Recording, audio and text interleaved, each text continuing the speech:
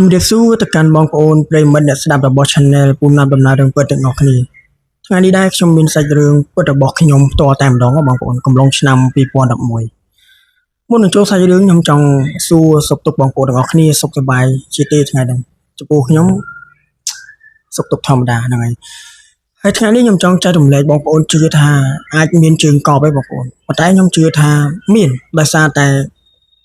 សាច់រឿងដែលខ្ញុំយកមកចែករំលែកបងប្អូនបន្តិចទៀតនេះអាចនិយាយបានថាជាជើងកប់មកកន្លែងនៅតំបន់ក្បែរផ្ទះរបស់ខ្ញុំដែរអញ្ចឹងហើយខ្ញុំយកមកចែកជូនចែករំលែកពុកម៉ែបងប្អូនទាំងអស់គ្នាស្ដាប់នេះគ្រាន់តែបទពិសោធន៍របស់ខ្ញុំជួបផ្ទាល់ហើយចង់ឲ្យបងប្អូនទាំងអស់គ្នាស្ដាប់ជាការកំសាន្តបានហើយខ្ញុំអត់ចង់ឲ្យបងប្អូនបដោតជឿពេកហើយក៏កុំជឿពេកដែរប៉ុន្តែអបិយជំនឿពេលខ្លះវាមានពិតហ្នឹងហើយអញ្ចឹងកុំឲ្យតប៉ែយូរយើងចូលសាច់រឿងរបស់យើងសាច់រឿងនេះខ្ញុំជួបខ្លួនឯងផ្ទាល់ឆ្នាំ2011កំឡុងឆ្នាំ2011ណាខ្ញុំចង់និយាយពីដំណើរដើមតោងទីហេតុអីបានខ្ញុំចេញមកធ្វើការ2011ហ្នឹងហើយបានមកជួបរឿងរន្ធត់នៅឯក្បែរភូមិរបស់ខ្ញុំអញ្ចឹងដើមតោងវាបែបនេះកំឡុងឆ្នាំ2011ហ្នឹងខ្ញុំនៅរៀននេះទើបតែរៀនថ្នាក់ទី6កាលហ្នឹងវ៉ាកងធំអញនិយាយថាវ៉ាកងធំខែភ្ជុំឯងនេះបងប្អូនកាលពេលហ្នឹងខ្ញុំមកពីឃ្វាគោពេលនិយាយឡើងខ្ញុំចេញមកឃ្វាគោវិញឪពុកម្ដាយខ្ញុំគាត់បានសួរមតិខ្ញុំដែរសួរថាអាណាប់នៅកន្លែងធ្វើការតកកនៅចិត្តសាទេហុយនោះគេរើសមនុស្សហើយចង់ទៅធ្វើការនៅវិញបងអីអត់បងចលូនមួយឯងឈ្មោះបងចលូនមួយខ្ញុំឈ្មោះអង្គដែនហ្នឹងហើយអញ្ចឹងពេលហ្នឹងខ្ញុំក៏ប្រាប់ម៉ែខ្ញុំវិញថាហើយខ្ញុំអាយុទៅ12ឆ្នាំហ្នឹងគេយកដែរម៉ែគេថាមានតែសួរគេសិនបើគេយកមិនយកចាំគិតទៀតអញ្ចឹងបងប្អូនហ្នឹងហើយពេលហ្នឹងខ្ញុំក៏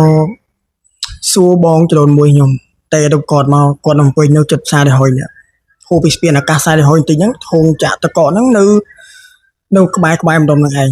តែកាលពីមុនអត់មានស្ពានអាកាសសាទេហុយទេបងប្អូនហ្នឹងហើយអញ្ចឹងពេលហ្នឹងខ្ញុំក៏បានសុំលេខបងប្រុសខ្ញុំហ្នឹងសុំមកពីផ្ទះអ៊ំប្រុសអ៊ំស្រីខ្ញុំហ្នឹងខ្ញុំក៏បានតាក់ទងទៅបងប្រុសខ្ញុំឈ្មោះថាបងដែនហ្នឹងអញ្ចឹងបងដែនហ្នឹងគាត់បញ្ចុះបញ្ចោតកែហ្នឹងថាយកវាសិនមកចាំឲ្យវាធ្វើការសិនទៅជាមួយវាធ្វើការចាំយកវាទៅវិញដោយសារតែខ្ញុំទៅធ្វើការហ្នឹងរយៈពេលខ្លីឯកាលនោះវ៉ាកងធំ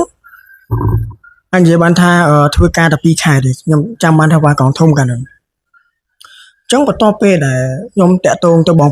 ដូនមួយខ្ញុំរួចខ្ញុំក៏ជិះម៉ូតូឌុបឈ្មោះថាពូធឿននៅភូមិក្បែរខ្ញុំនឹងឯងជិះម៉ូតូឌុបហ្នឹងឡើងមកទៅក្រុងភ្នំពេញហ្នឹងដើម្បីមកធ្វើការហើយដើម្បីមកធ្វើការពេលដែលខ្ញុំចូលធ្វើការតកែហ្នឹងគ្រាន់តែខ្ញុំចុះពីលើម៉ូតូមកងាប់អូនប៉ុណ្ណឹងមកធ្វើការដែរកាលហ្នឹង12ឆ្នាំទួយមែនតើមានតែក្បាលឡើងអូមិននិយាយសាក់ក្បាលអញ្ចឹងពេលហ្នឹងខ្ញុំក៏ជំរាបសួរតកែអញ្ចឹងទៅតែជំរាបសួរហៀចែអញ្ចឹងទៅអញ្ចឹងពេលដែលខ្ញុំមកធ្វើការតកកដំបងឡើយហ្នឹងគេឲ្យខ្ញុំមកដាក់ទឹកតកកបងប្អូនដាក់អាដើមតកកយើងដើមធំមិនមានពុំវាមកចាសំទោសមកយួរវាហ្នឹង10មកយួរ10ហើយធុងហ្នឹងខ្ពស់ធុងហ្នឹងដូចជា1ម៉ែត្រខ្ទង់1ម៉ែត្រចិត្តឯងខ្ញុំកាលហ្នឹង1ម៉ែត្រប៉ុន្មានហ្នឹងដូច1ម៉ែត្រ50ហ្នឹងទូចញ៉ែគេហៅអាត្រេនហ្នឹងហើយអញ្ចឹងពេលហ្នឹងខ្ញុំក៏តកែហ្នឹងគេអត់ចង់យកទេគេសួយសាញ់ដែរប៉ុន្តែយើងជិះម៉ូតូអត់ទៅហុយច្រើនហ្នឹងកាលហ្នឹងអត់ទៅហុយមិនទាន់បានលុយទៅវិញផងមកយកទៅវិញមែនតែអញ្ចឹងខ្ញុំក៏អង្វរសុំតកែហ្នឹងធ្វើការដែរអញ្ចឹងគាត់ក៏ព្រមគាត់ថាអត់ត្រេនចូលធ្វើការសិនទៅចាំពេលដែលធ្វើការចាំគិតទៀតហើយចង់បញ្ជាក់ប្រាប់បងប្អូនថាធ្វើការរោងចក្រតកកហ្នឹងឡើងម៉ោង2យប់បងប្អូនហើយក្មេងទៅតែអាយុ12ឆ្នាំ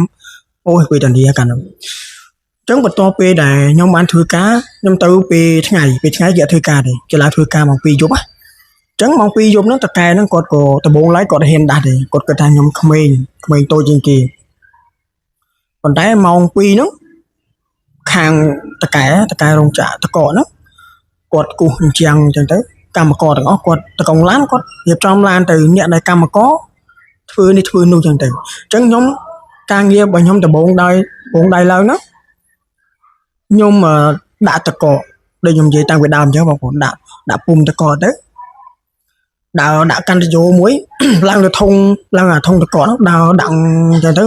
គ្រប់100ធុងគេយូរអាកៅឡាក់ហ្នឹងដាក់ចូលក្នុងកន្លែងពុំតកគេទៅគេដាក់ម៉ួយចឹងទៅគេដាក់ម៉ួយដាក់អីទៅដើម្បីឲ្យតកហ្នឹងរបៀបថាកន្លែងហ្នឹងម៉ាស៊ីនភ្លើងហ្នឹងប្រឆេះ24ម៉ោងហើយจะដាក់អំបិលដើម្បីឲ្យតកហ្នឹងវាត្រជាក់ចឹងបងប្អូនចឹងបន្ទាប់ពេលដែលខ្ញុំធ្វើការកំតវាកន្លែងហ្នឹងវាមិនទាន់ដល់ឲ្យលងទេពេលដែលខ្មោចលងហ្នឹងគឺលងនៅឯខ្ញុំជិះឡានទៅផ្ទះទេចឹងខ្ញុំចង់និយាយពីប្រវត្តិការងាររបស់ខ្ញុំកាលពីខ្ញុំក្មេងទីចឹងបងប្អូនចឹងពេលដែលខ្ញុំឡើងដាក់ទឹករួចខ្ញុំជួយទាញកកគេឡើងឡានហើយការងារកាលហ្នឹងអញនិយាយបានថាខ្ញុំរៀងចំណាប់ដែរក្មេងមែនប៉ុន្តែធ្វើការដូចគេមនុស្សធំចឹងខ្ញុំដើរដាក់ទឹករួចខ្ញុំដើរដាក់ម៉ួយនៅក្នុងតកហ្នឹងដាក់ម្ដុំចូលក្នុងពុំតកទៅដើម្បីឲ្យតកហ្នឹងវារឹងអញ្ចឹងបន្ទាប់ពេលហ្នឹងខ្ញុំក៏ទាញតកឡើងឡានរៀបដាក់មួយជុងអញ្ចឹងទៅតកែឃើញក៏គាត់ចូលចិត្តគាត់ស្រឡាញ់កាលហ្នឹងពេលដែលគាត់តកែគាត់អាណិតស្រឡាញ់ហើយបញ្ជាក់ថាការខ្ញុំធ្វើការហ្នឹងប្រាក់ខែតែ 150,000 នេះ10ប្រាក់ខែតែ 150,000 តកែឃើញខ្ញុំធ្វើការបានកន្លះខែការងារខ្ញុំបន្ទាប់ពីដាក់ទឹកក៏ប៉ុន្តែតកែក៏ដល់ខ្ញុំដាក់ទឹកឯងបន្ទាប់មកទៀតបានឲ្យខ្ញុំហ្នឹងដាក់មួយចឹងទៅហើយវាក្រោយការងារបន្ទាប់ពីដែលតនេខ្ញុំតែងតែកាត់អស់ហ្នឹងគេកាត់អស់ប៉ុន្តែវាយនេះទៅគេកាត់ជាពីរមានម៉ាស៊ីនសកតកាត់ទៅហើយបោះចូលក្នុងឡការងារខ្ញុំធ្វើដូចមនុស្សធំធ្វើលើគេផងអញ្ចឹងដោយសារតែអញនិយាយបានថាមិនអ៊ូខ្លួនឯងទេក៏មានន័យថាដោយសារតែការងាររបស់ខ្ញុំហ្នឹងតកែគាត់មើលយើងចំណាប់ដែរសម្រាប់តែឈ្មោះខ្ញុំអញ្ចឹងតកែគាត់ក៏លួចផ្ដល់ប្រាក់ខែខ្ញុំកាលហ្នឹងឲ្យខ្ញុំ 20,000 បន្ទាប់អក 20,000 ស្មើនឹងគេអ្នកធ្វើការអ្នកធំដែរកាលហ្នឹងអ្នកធំបាន 20,000 ដែរហើយខ្ញុំដំបូងការងារហាត់ការអញ្ចឹងគេឲ្យតែ 15,000 នេះអញ្ចឹងឃើញខ្ញុំធ្វើការល្អហើយបងស្រីចុងភៅធ្វើនៅហ្នឹងក៏គាត់អាណិតស្រឡាញ់តែឃើញយើងតូចជាងគេអញ្ចឹងការងារខ្ញុំក្នុងកាលហ្នឹងព្រលឹមឡើងគេប្រើទៅទិញកាហ្វេអញ្ចឹងទៅគេឲ្យកាហ្វេមួយកែវគេឲ្យលុយ 2,000 5,000 មួយថ្ងៃគេឲ្យបានលុយចាយរហូតហើយកែហ្នឹងក៏គាត់ឲ្យលុយចាយម្ដង 5,000 នេះដែរកាលហ្នឹងអញនិយាយមិនថាយើងតូចយើងធ្វើការដូចគេទៅអញ្ចឹងបន្ទាប់ពេលដែលខ្ញុំធ្វើការបានរយៈពេលបាន72ខែខ្ញុំក៏ប្រាប់តកែមុនអញ្ចឹងដោយសារតែយើងចិត្តដល់ថ្ងៃត្រូវទៅស្រុកវិញតកែហ្នឹងគាត់ក៏អត់ចង់ឲ្យខ្ញុំហ្នឹងទៅនេះទេទៅស្រុកវិញទេដោយសារតែគាត់ឃើញការងារយើងល្អដែរអញ្ចឹងណាហើយបងស្រីចុងភៅហ្នឹងភ្លេចប្រាប់បងស្រីចុងភៅហ្នឹងការខ្ញុំធ្វើនៅហ្នឹងក៏គាត់អាណិតស្រឡាញ់ខ្ញុំដែរមកហូបក៏គាត់អត់ដែលឲ្យខ្ញុំហូបលុកលំមួយគេដែរកាលហ្នឹងឲ្យតែម៉ោងបាយគាត់មានសាច់មាន់ទុកឲ្យសម្លមួយចានហ្នឹងកាលហ្នឹងអញនិយាយថាយើងមានអំណោយទានអញ្ចឹងពេលដែលខ្ញុំត្រូវទៅដល់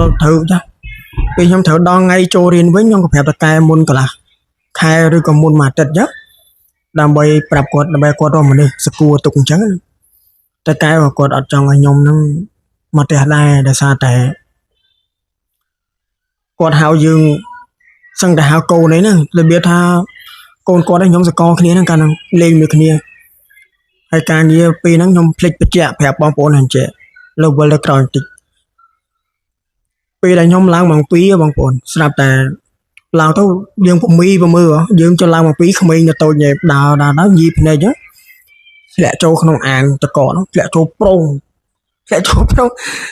បងគាត់ហ្នឹងគាត់ធ្វើការហ្នឹងគាត់លើកយើងគាត់ធ្លាក់ឡើងចង់កកចឹងបងប្អូនវាត្រជាក់ពេកដកក្រោម0អង្សាទៅកកត្រជាក់ខ្លាំងមែនទែនអញ្ចឹងតកែគាត់ឃើញអាណិតពេកឃើញថាឲ្យអាត្រេនហ្នឹងទៅដេក2 ម៉ោងអញ្ចឹងទៅអាហ្នឹងជីវិតតាតស៊ូរបស់ខ្ញុំកាលពេលខ្ញុំធ្លាប់ធ្វើការពីមុនអញ្ចឹងណាអញ្ចឹងបន្ទាប់ពេលដែលទៅធ្លាក់ចូលអាងហ្នឹងស្អែកឡើងខ្ញុំដាក់ទឹកខ្លួនយើងសើមអញ្ចឹងទៅខ្ញុំដើរទៅកាច់បរ៉ែតកាច់មកលើមកក្រោមចេះឆក់ស្លាប់3 ដងពេលតកែគាត់ឲ្យខ្ញុំសម្រាប់បានប្រហែល2 ថ្ងៃដែរកាលហ្នឹងគាត់ថាអត់ទេមិនបាច់ធ្វើការទេឃើញខ្ញុំតូចធ្វើការនេះអញ្ចឹងក៏គាត់ឲ្យសម្រាប់ប៉ុន្តែ ខ្ញុំអត់សម្រាប់ទេខ្ញុំនៅធ្វើការធម្មតាខ្លាចថាយើងនឹងមកដេកស៊ីអញ្ចឹងណាចឹងបន្ទាប់ពេលដែលខ្ញុំដល់ថ្ងៃត្រូវទៅរៀនខ្ញុំប្រាប់គាត់ប្រាប់តកែទៅតកែគាត់ចង់ឲ្យមកទេ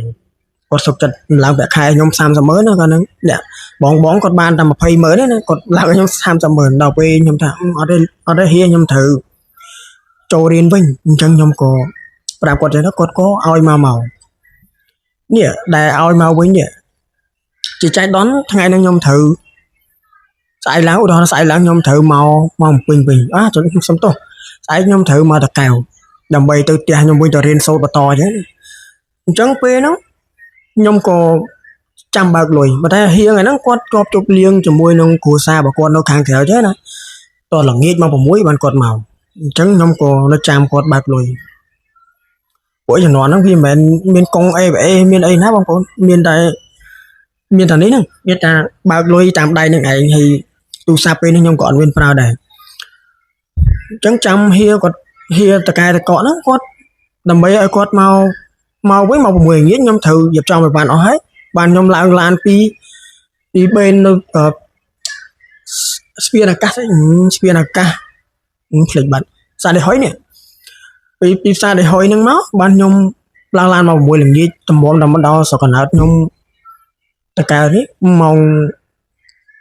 8បងប្អូនម៉ោង8ចុងពេលខ្ញុំក៏ជិះឡានអញ្ចឹងទៅអោបសាក់កដោពីមុខទៅក្មេងពី10ឆ្នាំខ្ញុំទៅសើខ្លួនឯងមិនទៅសើថាម៉ាក្មេងប៉ុណ្្នឹងឯងមិនសមណាជិះឡានហៅឡានគេជិះមកកាលនោះអត់ជិះម៉ូតូអត់មានម៉ូតូជិះទេកាលនោះឡើងឡានខ្លួនឯងក្មេងពី10ឆ្នាំខ្ញុំពេលខ្លះសើអត់ឯងដែរអញ្ចឹងខ្ញុំក៏ជិះឡានបងគាត់អត់ដែរស្គាល់ទេមកឡាននោះឡានសាំយ៉ុងនោះអោបប្រសាកដោចេះថាអញខ្លាចតែប្លន់លុយច្រើនដែរ20,000 25,000ការចំនួនហ្នឹង25,000ច្រើនណាចុងពេលហ្នឹងខ្ញុំក៏អោបសាកដោទូរស័ព្ទក៏អត់មានប្រើដែរកាលនោះជិះឡានពីសានហុយទៅតាមផ្លូវជាតិលេខ2ហ្នឹងខ្ញុំក៏ប្រាប់ពូទីកងឡានថាពូពេលដែលដល់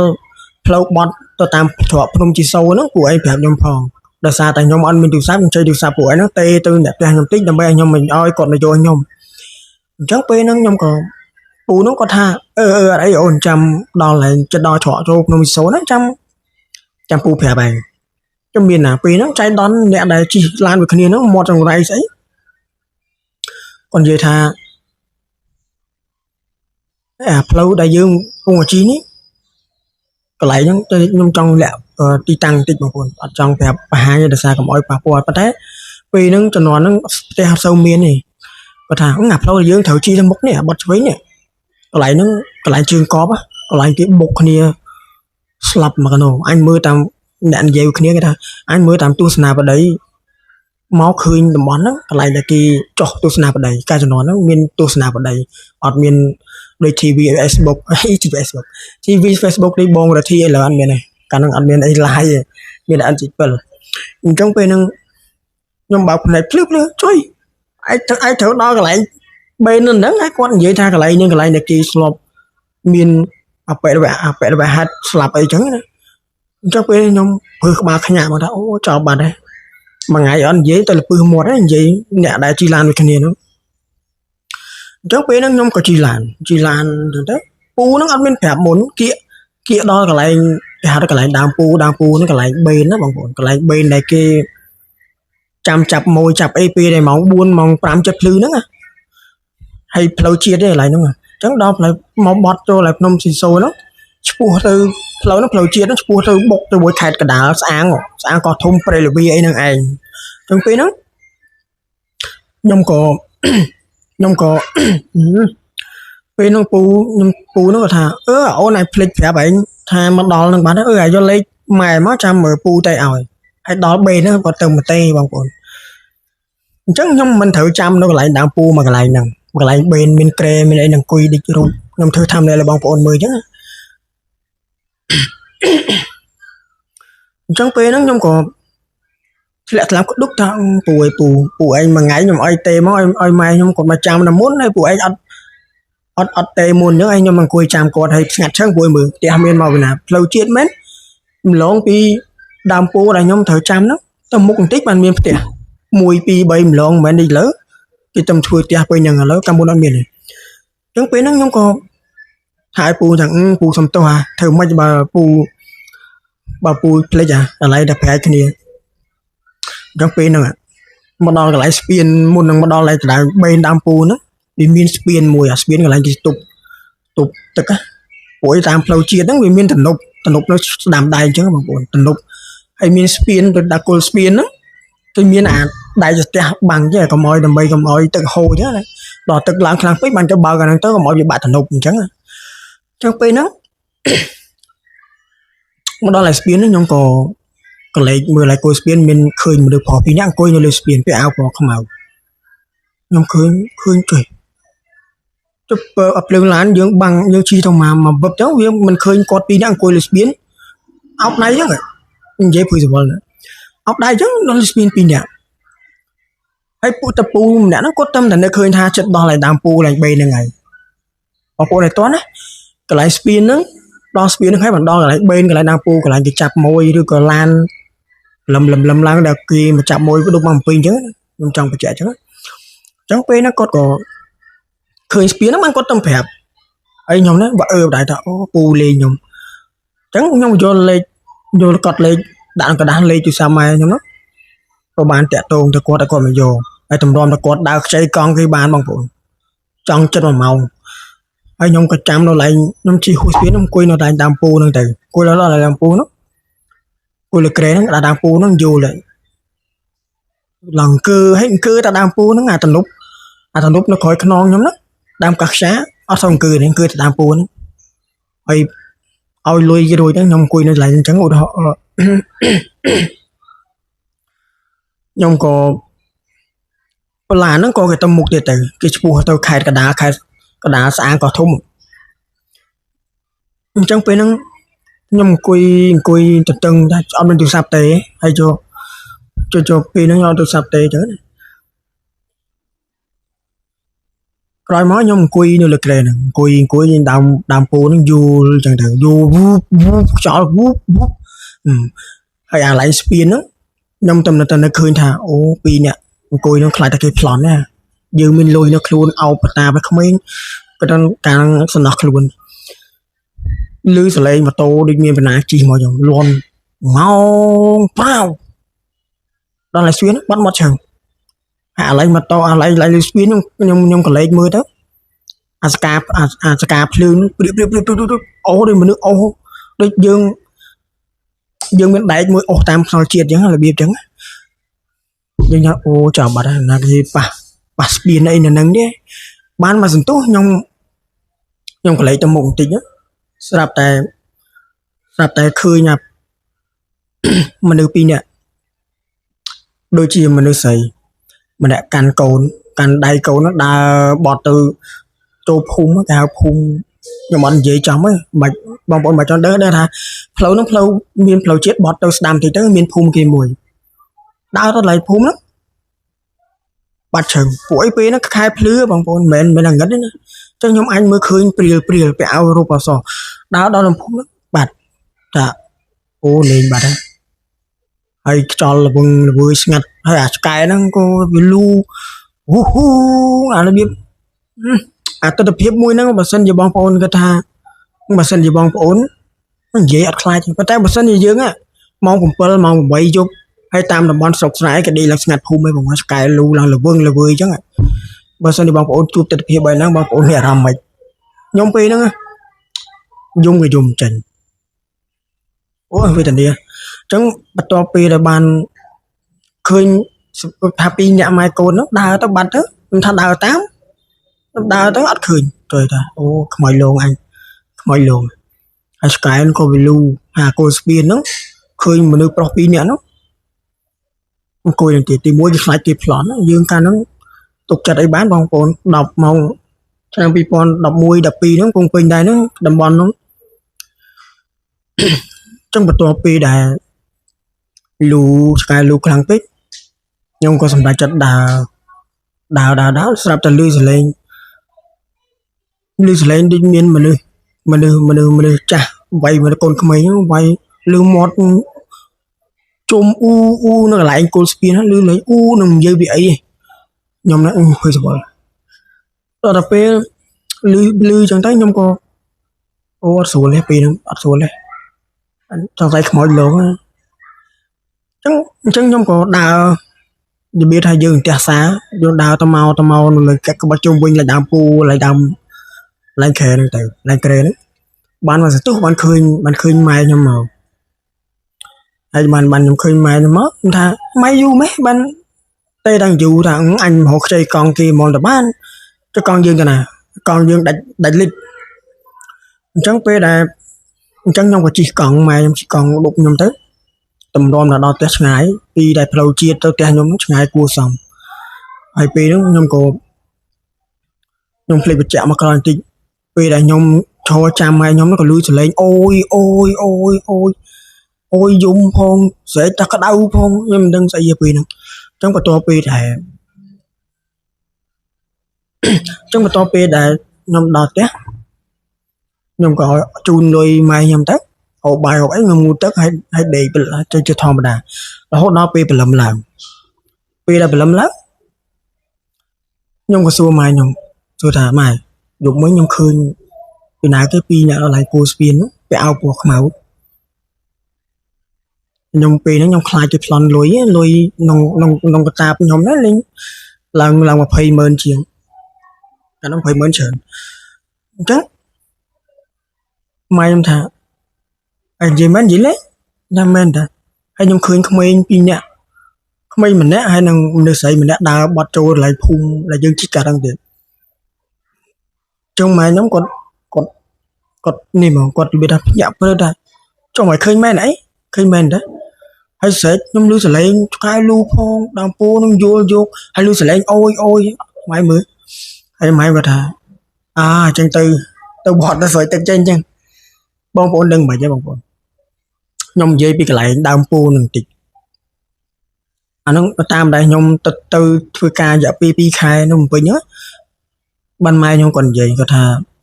ឲ្យដឹងមិនចាត់កន្លែងដើមពោហ្នឹងមុននឹងថ្ងៃមកមួយអាទិត្យហ្នឹងមនុស្សស្លាប់2នាក់មិនបងប្អូនខ្ញុំនិយាយភ័យស្រួលអត់ទាន់បាត់ទេកលាប់ឡានហ្នឹងឡានដឹកប្រេងកលាប់ភីងមកឆេះម្នាក់ស្លាប់នៅក្នុងឡានហ្នឹងឡើងខ្លោច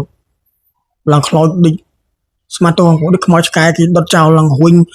អញ្ចឹងទៅកាលហ្នឹងគេថតចុះទស្សនាបដីដែរកាលហ្នឹងហើយម្នាក់ទៀតមនុស្សប្រុសម្នាក់ទៀតឆេះគ្រឿងក្នុងតែយកមកសង្គ្រោះមិនទាន់នៅភ្នំពេញហ្នឹងក៏ស្លាប់តាមឡានទៅបានរយៈពេលមួយអាទិត្យមានមនុស្សស្ត្រីម្នាក់ប្រហែលខ្ទង់វ័យ40ឆ្នាំជាងបងប្អូនគាត់ជិះរបៀបមិនដល់ហើយដើមពួនគាត់ជិះផុតទៅអាឡិចផ្លូវធ្លាក់ចូលក្នុងទំនប់ហ្នឹងទំនប់កាលហ្នឹងខែហ្នឹងវាអត់ទាន់មួយខាងមានទឹកមួយខាងអត់ទឹកចង់មិនអីចឹងធ្លាក់ចូលអាខាងអត់ទឹកហ្នឹងបាក់កស្លាប់ស្ត្រីម្នាក់និងក្មេងស្រីម្នាក់គាត់ថាកាលហ្នឹងទៅមកពីវត្តអញ្ចឹងបងប្អូនគេទៅវត្តហ្នឹងទៅវត្តធ្វើអីយើងក៏មិនដឹងគាត់ស្លាប់បាត់ហើយអញ្ចឹងបន្ទាប់ក្រោយមកបានរយៈពេលកន្លះខែក្រោយទៀតមានបរិសុទ្ធ2នាក់ពាក់អាវខ្មៅនោះមិនដឹងមកពីណាផឹកស្វឹងបុកគូស្ពាននឹងស្លាប់ខ្ញុំនិយាយឲ្យបានដឹងខ្លួនឯងបើសិនជាឥឡូវខ្ញុំដល់ហើយហ្នឹងខ្ញុំព្រឹសក្បាលហ្នឹងបងប្អូនខ្ញុំនិយាយត្រង់ហើយបើបងប្អូនចង់ដឹងចាំខ្ញុំថតកន្លែងហ្នឹងឲ្យមើលអញ្ចឹងបន្ទាប់ពីដែលកន្លែងហ្នឹងគេយកម្ដង2យក3គូបងប្អូនរហូតដល់3គូចាស់នៅសហគមន៍នៅតំបន់ភូមិ3 4ភូមិហ្នឹងគាត់ក៏មកមតិគ្នាថាកន្លែងហ្នឹងកន្លែងជើងកប់ហើយអញ្ចឹងពួកយើងគួរតែធ្វើពិធីអីមួយទៅធ្វើពិធីឬក៏និមន្តលោកមកសូត្រមន្តនៅកន្លែងដើមពូហ្នឹងមកព្រោះកន្លែងហ្នឹងអាចនិយាយបានថាជាកន្លែងដែលជើងកប់អញ្ចឹងបងប្អូនហើយសំបីតែបងប្អូនពូដែលគាត់ឈរជើងនៅក្បែរហ្នឹងចាប់មួយក៏គាត់ជួបបែបហ្នឹងដែរប៉ុន្តែគាត់របៀបថាគាត់ទៅហីហ្នឹងគាត់រកស៊ីណាមួយគាត់មិនដែលខ្លាចដូចក្មេងសំបីខ្ញុំខ្លាចប៉ុន្តែគ្រាន់ពេលហ្នឹងខ្ញុំអត់ទាន់ដឹងពេលដែលម៉ែខ្ញុំប្រាប់ហើយបានដឹងថា មិនដឹងថាសាច់រឿងនេះគឺវាបែបហ្នឹងក្រោយមកចាស់គាត់សូត្រមុនសូត្រអីយ៉ាងទៅហើយក៏ប្រោះព្រំចឹងទៅក៏លែងមានរឿងហេតុមនុស្សស្លាប់តាំងពីពេលហ្នឹងមកបងប្អូនហើយក៏ប៉ុន្តែបច្ចុប្បន្ននៅកន្លែងដើមពោមកកន្លែងហ្នឹងគេនេះហ៎ឡូគេលក់ទឹកត្នោតជូរគេធ្វើជាវិហារយេស៊ូមានផ្ទះមានអីប្រជាជនក៏វាកាន់តែច្រើនកាលឆ្នាំ2011ប្រជាជនក៏មិនសូវមានអីច្រើនណាស់ណាដែរវាអញនិយាយថាមនុស្សក៏វាមិនសូវមកធ្វើផ្ទះនៅតំបន់ហ្នឹងបងប្អូនហ្នឹងហើយអញ្ចឹងតំបន់ហ្នឹងឥឡូវคล้ายជាកន្លែងមួយដែលមានមនុស្សអ៊ូអរជាទីប្រជុំជនកន្លែងដែលគេហូបចុកមានទឹកត្នោតជូរមានអីចឹងទៅប៉ុន្តែយើងវិលមកកាន់10ឆ្នាំជាងមុន2011យ៉ាក់សាច់ ដោយសារតែខ្ញុំជួបផ្ទាល់អញ្ចឹងមិនថាសាច់រឿងនេះខ្ញុំក៏មិនបង្ខំឲ្យបងប្អូនថាត្រូវតែជឿដែរប៉ុន្តែវាជារឿងពិតរបស់ខ្ញុំដែលខ្ញុំធ្លាប់ឆ្លងកាត់ហើយដែលខ្ញុំជួបផ្ទាល់ខ្លួនឯងទៀតហើយដោយសារតែហេតុការណ៍នេះវានៅដិតដាមនៅពេញខួរក្បាលរបស់ខ្ញុំអញ្ចឹងដោយសារតែខ្ញុំវាជួបខ្លួនឯងអញ្ចឹងខ្ញុំក៏យកមកចែករំលែកឲ្យបងប្អូនទាំងអស់គ្នាស្ដាប់ពីការកំសាន្តទៅហើយក៏មិនតម្រូវឲ្យបងប្អូនទាំងអស់គ្នាត្រូវតែជឿដែរបងប្អូនហើយសាច់រឿងរបស់ខ្ញុំហ្នឹងគឺមានតែប៉ុណ្្នឹងហើយនៅមានសាច់រឿងដែលខ្ញុំនៅជួបខ្លួនឯងផ្ទាល់មានច្រើនទៀតបងប្អូនបទពិសោធន៍កូនអ្នកស្រុកស្រែជួបច្រើនណាស់ដូចជានៅខ្ញុំនិយាយប្រហើបបងប្អូនដូចវីដេអូមុនដែរវីដេអូមុនដែររឿងដែលខ្ញុំជួបផ្ទាល់ខ្លួនឯងវាមានច្រើនបងប្អូនដោយសារតែខ្ញុំជាកូនអ្នកស្រុកស្រែអញ្ចឹងបទពិសោធន៍ជីវិតពេលខ្លះបងប្អូនជួបផ្សេងគ្នាបងប្អូនខ្លះដូចខ្ញុំនិយាយអញ្ចឹងបងប្អូនខ្លះគាត់ជួបនៅកន្លែងដែលឧទាហរណ៍គាត់ដើរព្រៃជួបរឿងផ្សេងទៅបងប្អូននៅបន្ទប់ជួបរឿងផ្សេងបើខ្ញុំបទពិសោធន៍ខ្ញុំកូនអ្នកលក់ផលិតអញ្ចឹងទៅលក់តកួនអញ្ចឹងទៅខ្ញុំក៏ជួបរឿងបែបផ្សេងអញ្ចឹងទៅហើយរឿងដូចដែលខ្ញុំធ្លាប់ប្រាប់បងប្អូនវីដេអូមុនដែរដូចជាមានខ្មោចលោកតាម្នាក់តានឹងឈ្មោះតាសំលាក់សិនប៉ុន្តែគាត់លងទឹកកាលនោះខ្ញុំទៅដាក់សន្ទូចជាមួយនឹងបងប្រុសទី2របស់ខ្ញុំហើយនៅមានព្រាយអន្តងអ៊ំស្រីម្នាក់ដែលគាត់វាអន្តងទៅគាត់នៅកន្លែងទួលមកកន្លែងចាំមើលខ្ញុំពេលមានពេលវេលាគ្រប់គ្រាន់ខ្ញុំធ្វើវីដេអូហ្នឹងដើម្បីរំលែកចែករំលែកទៅកាន់បងប្អូនទាំងអស់គ្នាស្ដាប់អញ្ចឹងណាហើយចង់បញ្ជាក់បងប្អូនថាសាច់រឿងនេះខ្ញុំក៏មិនតម្រូវឲ្យបងប្អូនត្រូវតែជឿដែរបងប្អូនស្ដាប់ជាការកំសាន្តបងប្អូនស្ដាប់បានយកទុកជាបទពិសោធន៍បើបងប្អូនមិនចូលចិត្តបងប្អូនអាចអូសរំលងបានណាបងប្អូនណាហ្នឹងហើយវីដេអូនេះខ្ញុំក៏សូមអរគុណបងប្អូនទាំងអស់គ្នាដែលបានស្ដាប់តាំងពីដើមរហូតដល់ចប់ហើយសង្ឃឹមថាបងប្អូនទាំងអស់គ្នានឹង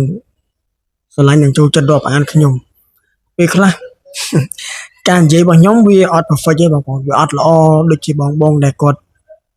ធ្លាប់ធ្វើពីមុនដោយសារតែខ្ញុំទើបតែចាប់ផ្ដើមថ្មីអញ្ចឹងខ្ញុំនឹងទទួលការរិះគន់របស់បងប្អូនទាំងអស់គ្នាដើម្បី